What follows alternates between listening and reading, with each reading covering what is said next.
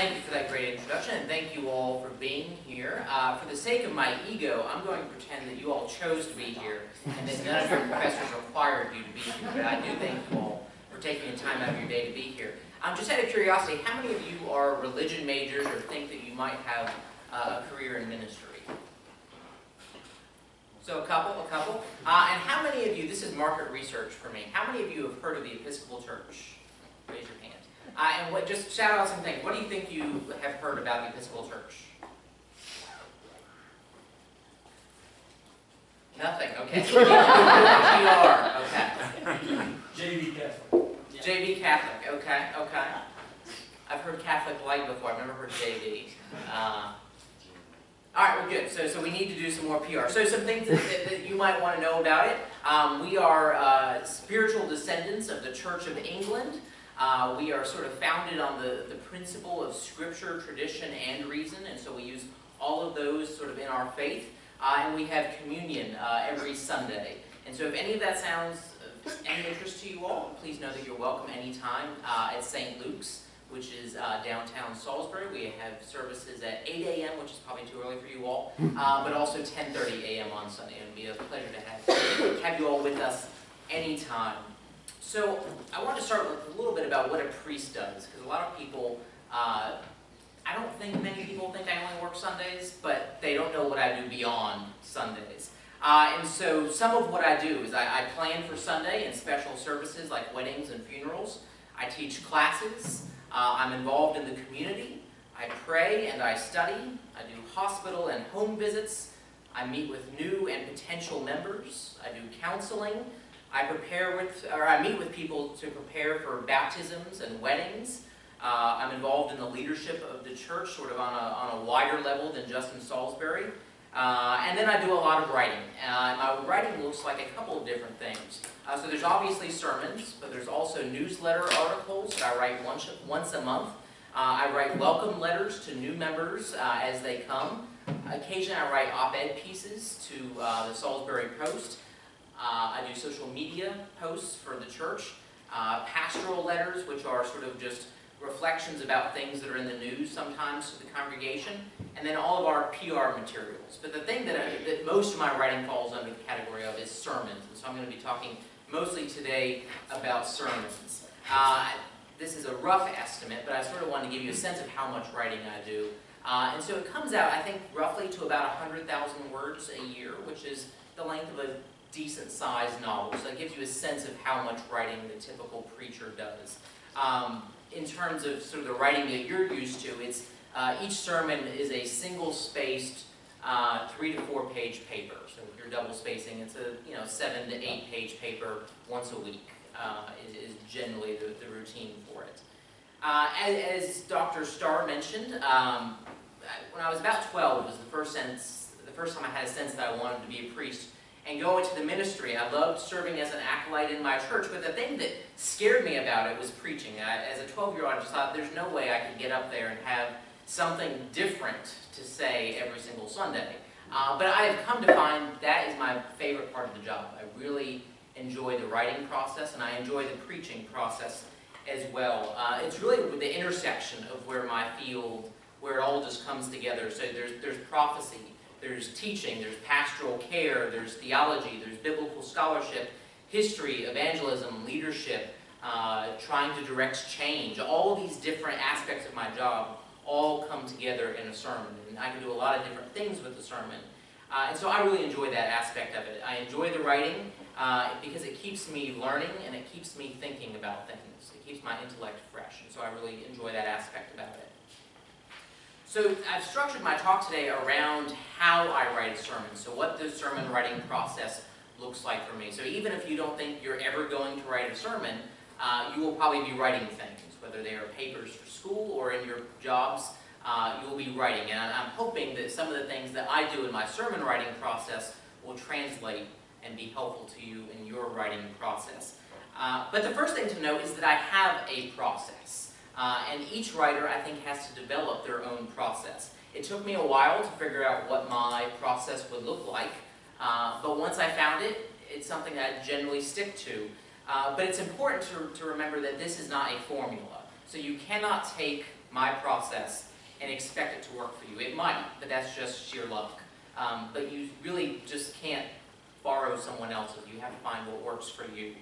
But before I get into the process, though, I do want to reflect real quickly on words and sermons. So as writers, words are our currency. And as our currency, words have to be respected and valued. I don't know who first said, "Sticks and stones will break my bones, but words can never hurt me." But that person was a liar. And they also were clearly not a writer. So think about the power of words. Wars are fought over words. Think about the Declaration of Independence. Just words, and yet bloodshed ensued. Think about the ways that wedding vows, which are words, change people's lives. Think about the way that the world has changed, and so much is driven. Economics, politics, so many of the world's daily transactions happen because of the words of religious texts, from whether it's the Quran or the Bible or whatever the religious text is, but those words shape meaning for most people around the world. Language, after all, is one of the things that separates us as a species from all the other species of the earth, and so words really are important. And as a writer, we have to acknowledge the power of words, because like I said, they are our currency. And if we misuse our words and we devalue our currency, then we're left with nothing, because writers don't have a product to sell. I mean, they have a book or whatever the writing is, but it's all words. And so if you devalue the words, you've devalued your product, and then you don't have anything. So always value your words. And then a note on sermons in general. Sermons, I think, are really fascinating because in our culture, they are becoming a rarer and rarer form of speech. So it used to be hundreds of years ago that sermons used to be really long, hours sometimes, because that was entertainment. Their plays were not that commonplace yet. Obviously, there were no movie theaters or anything like that. So if you wanted to be entertained on a Sunday, you would go listen to preaching for a couple hours. That's not the expectation anymore. But sermons still very much are a rare form of communication. Because think about it, every Sunday morning I get, depending on your tradition, I get about 12 to 15 minutes. You might come from a tradition where the preacher gets 45 minutes. I don't get that much. But I get 12 to 15 minutes of uninterrupted time. There's no commercial breaks like a television show has. People generally don't get up to go to the bathroom in the middle of the sermon. Sometimes they do. And I'm noticing that you all are doing a very good job. No one's on their phone right now. At least you're hiding it quite well. But in a church, generally, again, not always, but generally, people are not on their cell phones. So it really is 15 minutes of uninterrupted time. Just a word, though. If you are in a church and you want to look at your phone, the preacher knows. Here, I'm on the same level as you all, but I'm in a pulpit looking down. I see what you're doing, but then also you have this glow on your face. And I don't think that it's because you're being enlightened. I think I know what it is. So be careful about using phones in church. But because this time is special in our culture, I very much treat it as a sacred time, because it's holy time where people are willing to give 12 to 15 minutes to listen. So when I start to write, the first thing I do is quarterly planning. So in the Episcopal Church, we use a lectionary. A lectionary is a cycle of readings that are prescribed by us. Lots of churches use a lectionary. The United Methodist Church, Lutherans, Presbyterians, Roman Catholics, Episcopal, and then some non-denominational churches use it as well. So but the idea is that wherever you go to church, regardless of denomination, everyone's hearing the same readings. And the idea is that that's a powerful sort of thing, that we all have the same things in mind. And so because I know into infinity, really, on any given Sunday what the readings will be, I try to quarterly plan out my sermons. Just a couple of sentences, if nothing else, but I read through all the readings, and that way I can plan. And the part of that that's so important is it helps me to tune in to what themes I'm looking for, and to make sure that I'm preaching the right thing on the right day. So for example, if I know I want to preach about forgiveness, and I preach on forgiveness this Sunday, and then I come to next Sunday and I realize, oh, these readings would have been much better for forgiveness, well, I've lost that opportunity to use the readings to their full extent. And so even if you're not writing sermons, even if you're writing for a newspaper or a magazine or some sort of trade profession, always be looking ahead. Because if you know you want to write an article about something in particular, you don't want to waste an opportunity, your best opportunity on it. You want to make sure that when you see that news story and you think, that's the angle I've been waiting for, that you've got that in your memory bank, that you know that you're looking for that particular angle. And so it's really important, I think, to plan those things out, to know what themes you want to be writing about over the next 2 to 3 months so that you can be looking for them in the world. Because when you're a writer, I don't think you get to take a day off. You always have to be looking around for more materials, for inspiration, for examples. So you can read a book and find inspiration for your next writing. You could go to a movie and find the inspiration of your next writing. You could be working in your garden and something comes to you in that process and you think, this is a great metaphor for this writing that I wanted to do, or this is a great lens to use for that. So as a writer, you have to always be paying attention to the world. A mentor of mine once told me that, especially when you're a single priest in a church, so where there's not other clergy on staff, it's really important to listen to other preachers. Because if you don't, you end up going stale, because the only voice you end up hearing is yours. So whatever profession and way that you end up writing, read what other people in your field are doing. Because if the only words you ever hear or read are your own, then it's going to get really flat really quickly. So it's really important to be reading what your colleagues are doing. Reading in general is also really crucial for writers. You have to read, and you have to read widely if you're going to be a good writer.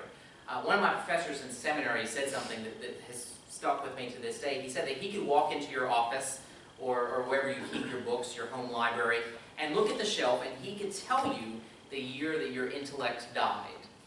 And he says if the only books on your shelf are from when you were in college, then you're in trouble.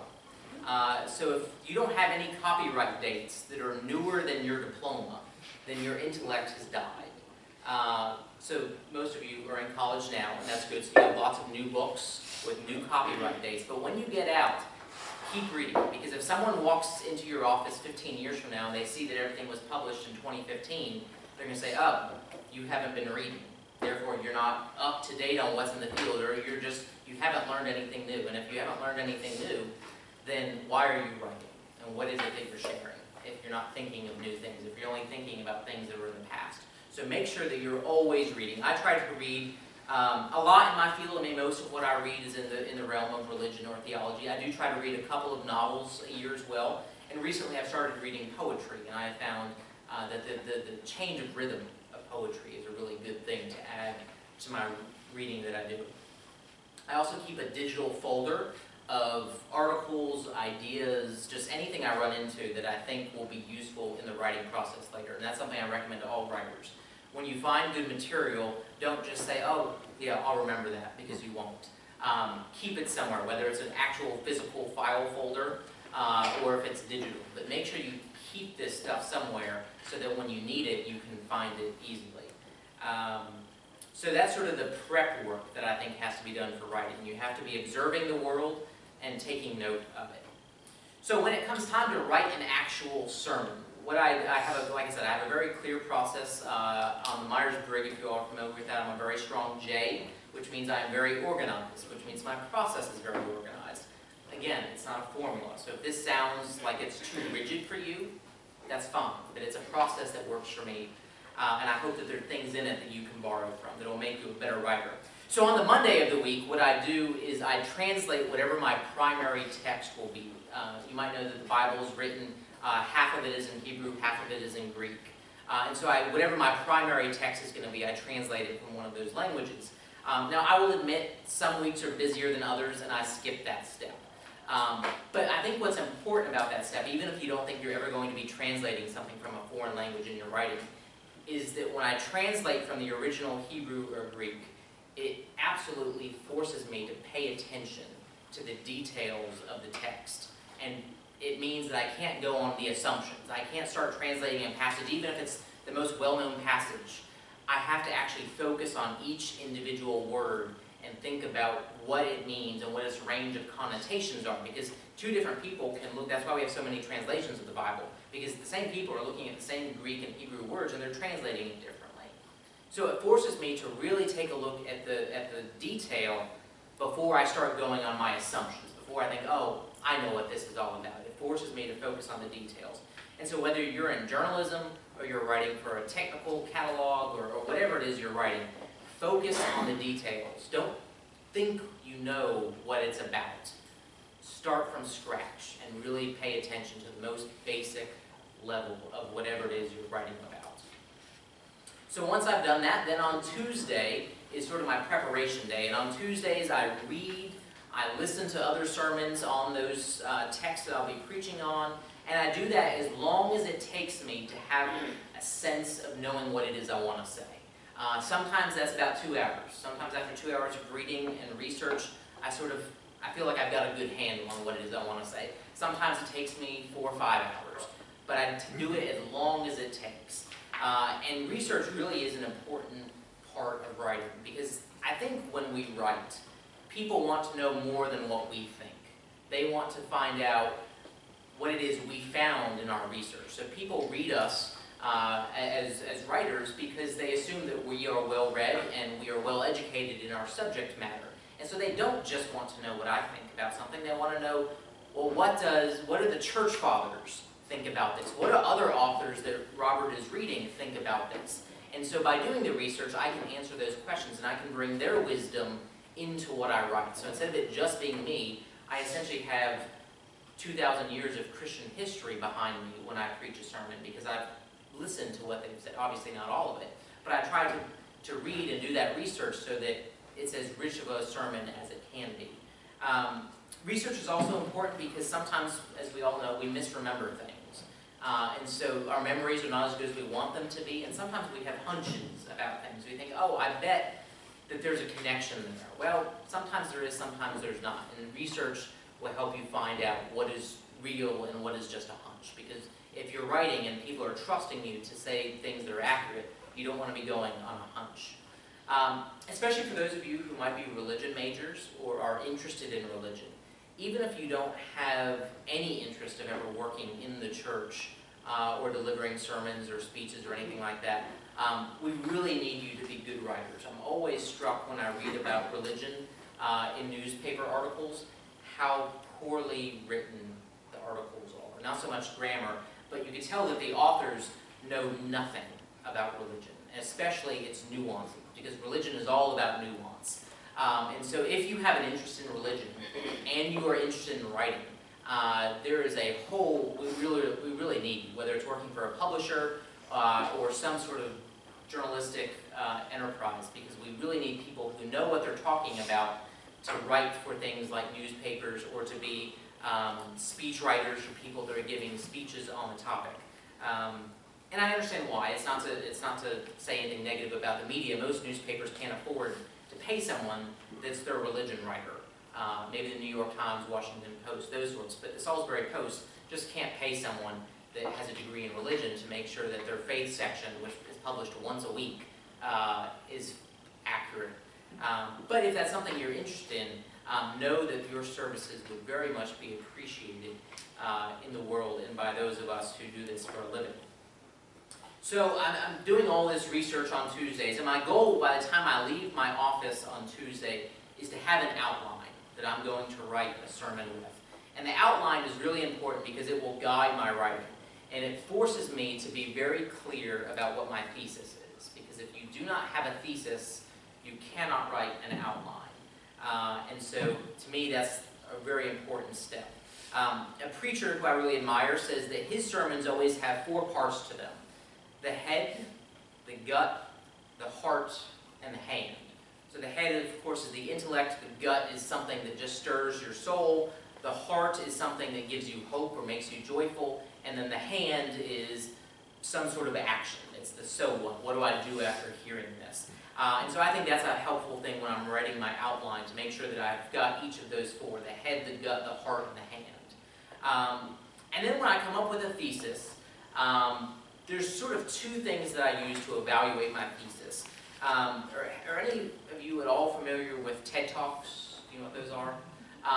Well worth your time. They're really interesting, sort of just 10 to 20-minute videos about all sorts of topics. But there's one particular TED Talk that I really have found to be helpful. It's by a man named Simon Sinek. His last name is S-I-N-E-K. And he talks about why. And he says that there are three circles, three concentric circles. And so the smallest circle in the middle is why, and then how, and then on the outside is what. And he says that what happens is that most people talk from the outside in. So an example that he uses is MP3 players. If you all remember that before smartphones did everything, we had things like iPods. And he said what most companies did when they marketed their MP3 playing device was they said, we make this great piece of technology, we do it by using the latest technology and the best materials, but they never answered why they were making this product.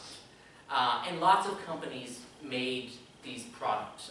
Microsoft made them, Dell, Sony, I mean everyone was making these things, and none of them, you can't buy them anymore, and we don't remember any of them, other than for being failures. But there was one company that did it differently, and that company was Apple, and they sold the iPod, and you can still buy those today. And Sinek says the reason why Apple succeeded was because they communicated in the reverse order. They said why, how, what. Instead of what, how, why, they started with the why, and that's the name of his talk. If you want to look for it, start with why. He says, so Apple said, we are a company that believes in challenging the status quo. We do that by, and that's the why. The how is we do that with innovative ideas, and then the what is we just happen to be making a music listening device. But you could change that to we're just making shoes, we're just making kitchen gadgets, whatever the thing is. But his point is that because you're speaking to the why, you're speaking to the heart, you're speaking to people's souls. And what he says is people don't buy what you do, they buy why you do it. And I think that's a very helpful lens to evaluate a thesis statement from, because people are not interested in being bored. They are interested in being motivated, provoked, challenged, not just lectured to. And so the why is really, really important in a thesis statement. And so I always try to think about that, about why am I saying what it is that I plan to be saying.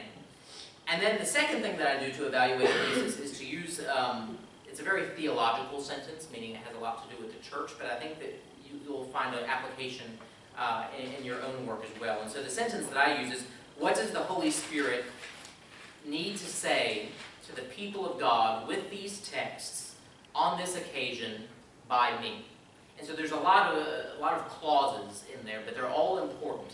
And so if you break it down, it's what needs to be said with these texts to these people on this occasion by me.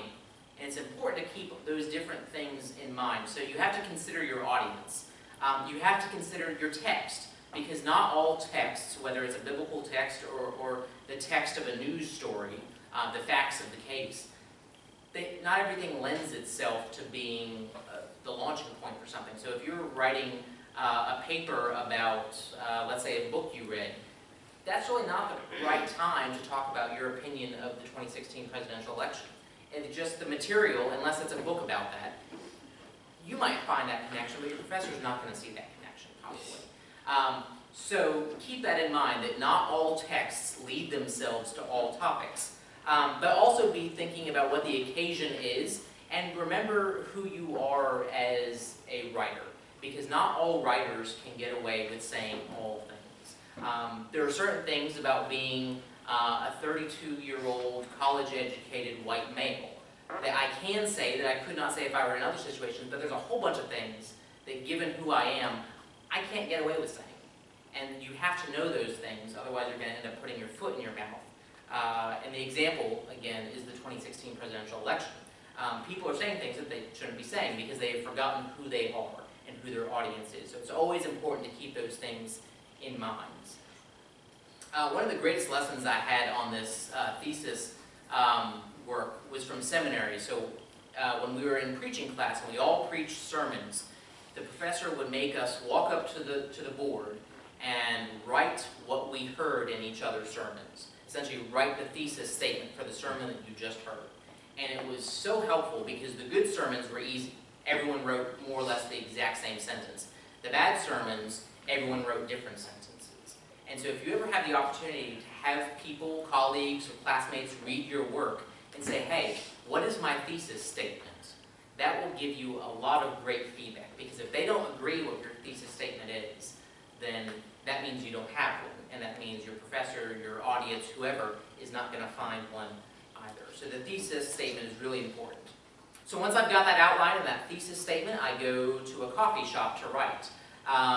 That's what works for me. For me, a busy coffee shop is not distracting, because I can put headphones in if I need to, or it's just enough chatter that it blocks everything else out. For me, the worst place to write is at my desk in my office, because the phone rings, people come by, they want to see me, they're at the church for whatever reason. As much as I love to see them, when I'm in the middle of a paragraph is not when I want to stop my train of thought and say hello to them. So I go to the coffee shop. People have learned where I go, and so sometimes they'll come there to find me, but generally they know why I'm there, and so they don't interrupt me. Generally, to write the sermon, it takes me about 2 hours, but that's because I'm starting from an outline. And so my advice when you're writing is to trust your preparation, trust your outline, but remember you're not married to your outline. So if you start writing and something new emerges, that's okay. Just be aware of the fact that, hey, I'm going off my outline here, and that's perfectly okay. I find that in writing, especially a sermon, but I think generally in writing, you have to have a really good hook to start. Most people, by the time you've made your first paragraph of remarks or your first paragraph of writing, have already started to form an opinion about whether or not they like what you're saying or not, whether or not they want to read more or not. So your hook has to be good. Even if it's only one sentence, it has to be a good hook. So spend time on that. And then also the conclusion. The conclusion is going to be the last thing that people read or hear if you're delivering your writing out loud. And so spend the majority, not the majority, but spend more time on the opening and the conclusion than you do the middle. You need time in the middle, but you need to spend a disproportionate amount of your time with the hook and then with the closing up of it. And if you struggle with the opening and the conclusion, whether that's a paragraph or just a couple sentences, that means you don't have a thesis, because you don't know what you're saying. If you can't easily summarize what you've just said, then you don't know what you're saying. And the same thing, if you can't easily introduce what it is that you're about to say, then you don't know what it is that you're about to say. So it's another check on the thesis. The next step is to edit. Editing takes a little bit of time. You have to check the grammar. You also want to just check the overall flow, but also to make sure that every paragraph that you've written is true to your thesis. Make sure it needs to be there. And I find editing to be one of the hardest parts of writing a sermon, because sometimes when you edit, you have to trash or save for another time some really, really good ideas, some ideas that you really like, some things that really maybe inspire you, some things that you would really love to include, but they just don't fit. And if they don't fit, your audience is going to pick up on that. They're either going to start to tune out, or they're going to start questioning why you included that. So my advice is to be ruthless in editing and make sure that everything you say or write needs to be there. Everyone's first sermon, and I assume this is true for first sort of writing that you do as well, everyone's first sermon is horrible. Because in your first sermon, what you generally try to do is you try to show off. You try to say, look how much I've learned, look how much I know, and you end up just regurgitating everything you've learned in seminary into a sermon, and it's horrible, because there's no thesis, and there's just a bunch of stuff that doesn't belong there. So keep that in mind, especially the first time you're doing something, the first time you're making a speech or writing for your job or trying to impress someone. Realize that your goal is not to impress them with how much you know. You can do that over time. You'll be more impressive if you start with a really good, whatever it is, opening speech or opening article. The next point, or the next thing that I do after I've written and edited the sermon, is to practice. So certainly if you're going to be delivering this work that you've written, as a speech, you have to practice it. You have to be familiar with what you're saying, and you have to be comfortable with it, so it doesn't trip you up. If you're writing something that will never be read aloud, I would suggest that you still read it through one time, because it's a great way to catch grammatical errors. And the words, I think, take on a new life when you have spoken them. As far as manuscripts go, I do think it's really important to always have a manuscript. So if you're in a field that you're going to be doing a lot of speeches, maybe you're interested in politics or something like that, it's really important to always have a manuscript. Even if you don't use the manuscript when you're delivering your speech, you have to have written it out ahead of time first. Because if you don't, what you end up delivering is your first draft. If the first time you're putting it together is as you're speaking it, then you're giving people your first draft. And I don't think many of us want to be graded on our first drafts. So always write out what it is you plan to say, even if you don't have the text in front of you when you're delivering. But at least that way it's been formed, it's been thought out, and it's intentional, the things that you're saying. Personally, I choose to always preach sermons from a manuscript because the words are important to me. As I said earlier, I value the importance of words, and the words that I have chosen are not random. They're not just the easiest ones. Sometimes I'll labor for several minutes over one word in a sermon because I know it needs to be the right word. So I'll use a thesaurus and I'll just think about it. Is that really the exact word that I want to be using in that situation? And if I've put that much effort into the words, to me it doesn't make sense to just throw it away and go without a manuscript. Generally though, because I've practiced the sermon several times before I've delivered it, I'm not tied to the manuscript, so I'm still able to look up. I'm not just reading it. But it's important, I think, if you've chosen words, to use the words that you've chosen, because that's what writing is all about. I do think there's a big difference in writing for the eyes and writing for the ears. Certain grammatical rules, when you are writing for the ears, I think can be bent. So an example of this is ending a sentence with a preposition. If I say, that's what I'm talking about, versus that of which I am speaking.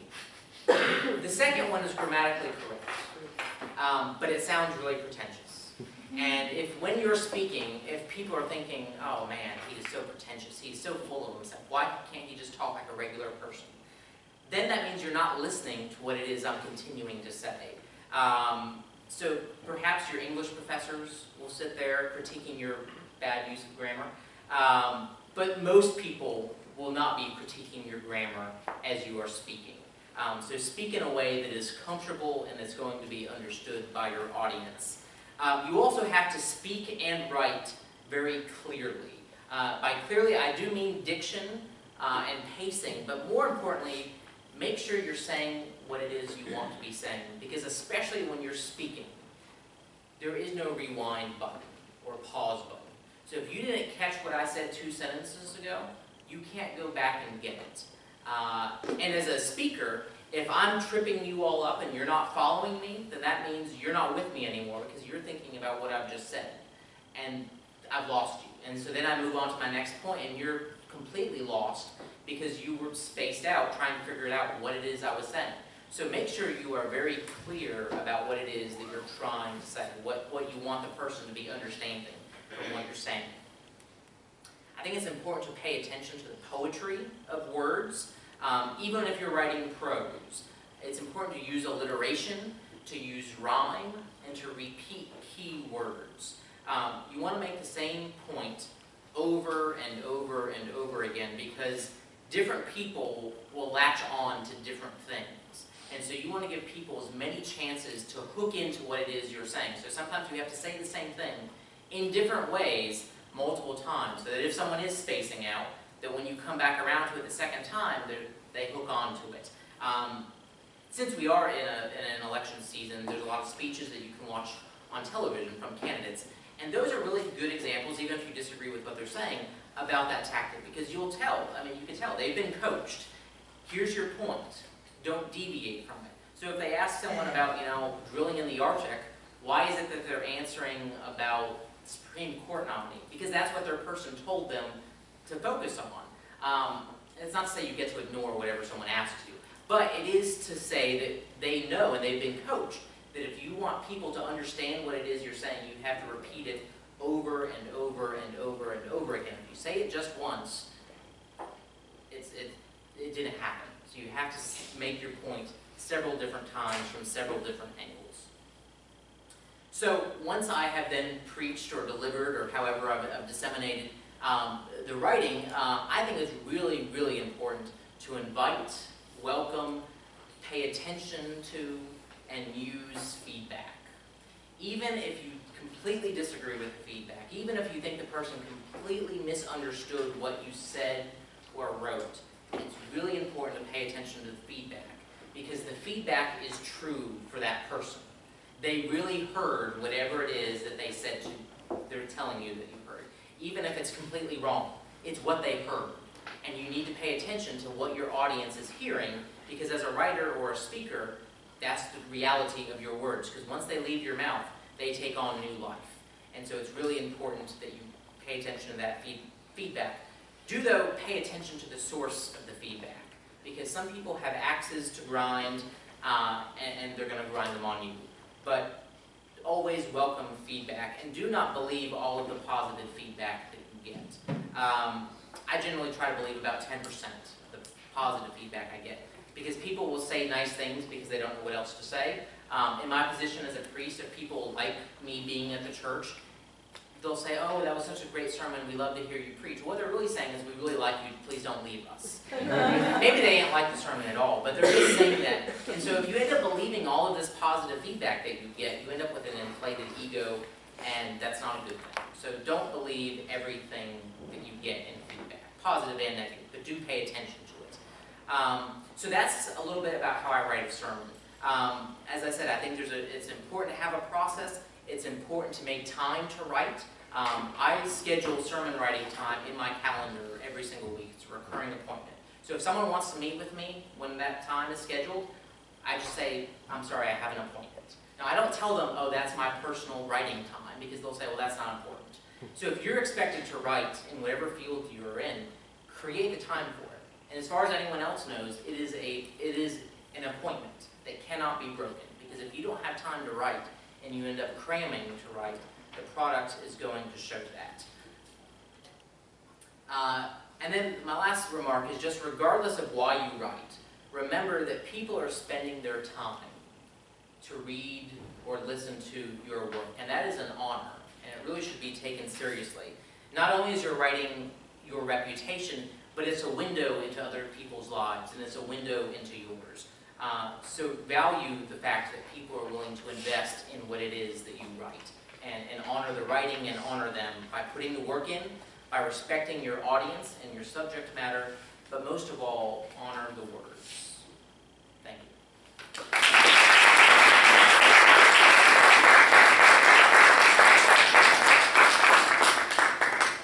I think there is some time, 5 minutes or so, for questions, so please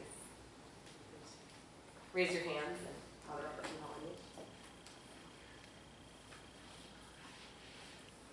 Yes? How long is the paper in front of you? This is 12 pages. Manuscripts, though, so big font, big bottom margin, double spaced. Because if you just do single 12-point font, I mean, even if you have great eyesight, you're going to lose your place. So it's 12 pages, but big font, double spaced, all that sort of stuff. And that was 45 minutes of copy? We started a little bit late, and then there was an introduction. So it was probably about 30, 35 minutes. Okay. A little bit more than what you're used to? Yes. Sermons are not this long. Yes? I think one of the things that you have in common with the students, especially this time of year, is that a lot of your writing's under a deadline. Every Sunday you have a new set of homework to accomplish. It seems like your writing process kind of staves off the desperation of writing against a deadline. Have you ever woken up on Sunday morning and still hadn't finished your sermon? And how did that go for you? No. So Holy Week was last week. I had 8 sermons that I preached last week. And I just planned ahead of time. I mean, it was meaning I was writing some sermons a week or 2 ahead of time. I had a professor in seminary who was talking about the preacher that writes his sermon or her sermon on the way to church Sunday morning, and he said his prayer, and this is harsh, But his prayer for that person is that on the way to church they get hit by a truck. And he said because, he's talking from a religious point of view, but he said because the Word of God deserves more respect than that, and your audience deserves better than that. And he said, can you imagine a congregation where for 30, 40 years all they hear are sermons that are written in the 10 minutes leading to church? He said, the people deserve better than that. And it would be better if you were out of this world not doing that. I'm not sure that I would pray that prayer, but I think that there is something to it. That again, if people are going to spend their time listening to you or reading you, you owe it to them to give them your best. Now, emergencies do happen, and when those come up, that's another great thing about writing manuscripts, is that I've been at this for about 7 years now, so I've got sermons on almost every text that comes up in the lectionary. So if I had to, I could pull one out and hit print, and there you go. Well, so along those lines, I mean, probably the most obvious kind of service you can't prepare for that much in advance is a funeral. Right. So does your process deviate when you have a funeral to preach for, and how? It does, yes. So sermons and special things like that, or if there ever were a Sunday morning where something just came up and I didn't have a chance to prepare, you want to keep it short. You want to be very clear on what your thesis is, just have one point. And generally sermons all use more or less the same scripture passages, and so you sort of have in your head a stock sermon that you use, and then you just adapt it around the person, because especially at a funeral, you generally should always be preaching resurrection. So I mean, there's only so many ways to spin that in 7 minutes, 8 minutes. But it does deviate, yeah, so I don't use that same pattern of that sort of thing for the special services.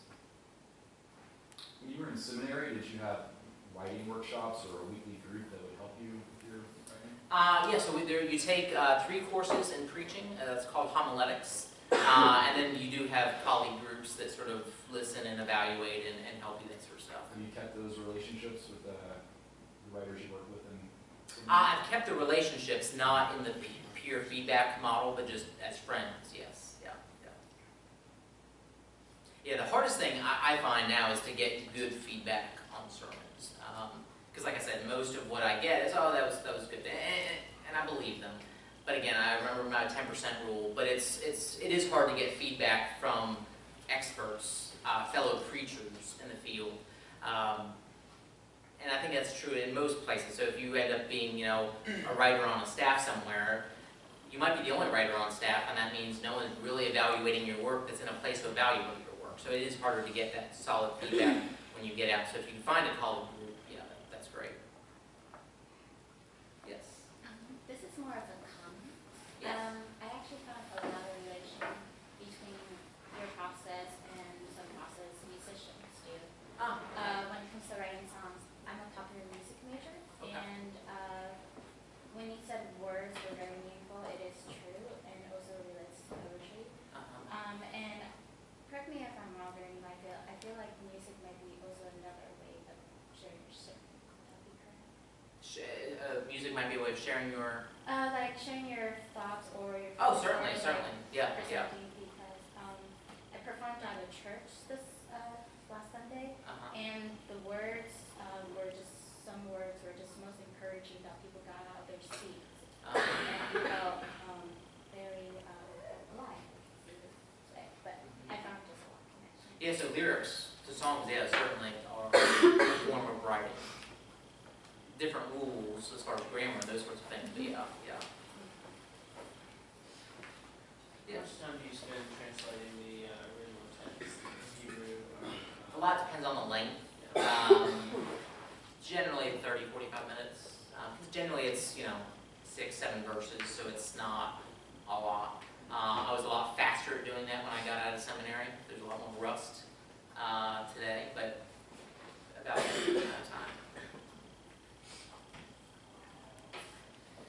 Yes? This may deal more with your other writing outside of your sermons, but do you ever experience writer's block, and is there any advice you can give to those of us who experience Yes, so sometimes when I write newsletter articles, it's sort of like, I have to write another one of those. so what I do with it, and sometimes actually the hardest things to come up with those sometimes is the topic. Generally, again, same sort of rule. When I'm experiencing a writer's block, keep it short. Know what my thesis is, and just think about that. And then almost work in reverse order and say, if this is what I want someone to do after reading this, what do I need to tell them in order to get there? And so if I'm stuck and I'm just spinning my wheels, I'll just say, okay, at the end of the day, what would I want them to get at? Or sometimes what I'll do is I'll say, well, imagine I was sitting down with someone for a cup of coffee. What would I say if I was face to face? Instead of here, think, well, what would I just say one-on-one to you? And then it opens up, because it just becomes a little bit, I don't know, it takes on a realer, a deeper sense of reality when I think about one-on-one instead of the mystery person behind the